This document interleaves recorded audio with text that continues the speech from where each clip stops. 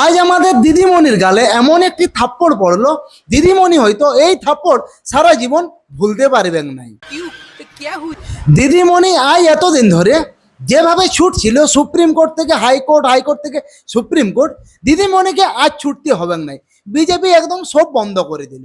BJP ক্ষমতা দখল করার পর আজ প্রথম বাজেট পেশ হলো। বাজেট পেশ হওয়ার পর একদম করলো ধামাকা দিয়ে এই যে দিদিমণির আমলে সরকারি কর্মচারীদেরকে যেটা দেওয়া হয়নি, মানে সুপ্রিম কোর্ট রায় দেওয়া সত্ত্বেও দিদিমণি কিন্তু দেয়নি, সেটা কিন্তু বিজেপি সরকার দিতে চলেছে।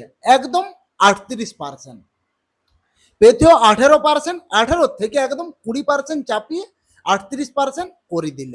18% মহার্ঘ ভাতা দিয়ে ওপর অতিরিক্ত 20% মহার্ঘ দিয়ে দেওয়া হবে।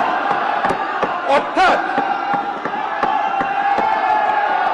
মোট মোট মোট মোট দিয়ে হার হবে 38%।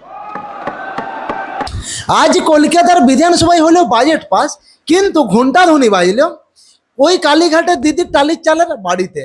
তো দিদিরাই সারা রাত ঘুম হবে বলে মনে হয় নাই। তবে 6 মাস পর আরো একবার বাজেট পাস হবে, কারণ এই বছরটা শেষ হতে এখনো 6 মাস বাকি। তাই 6 মাসের জন্য এই বাজেট পাসটি করা হলো।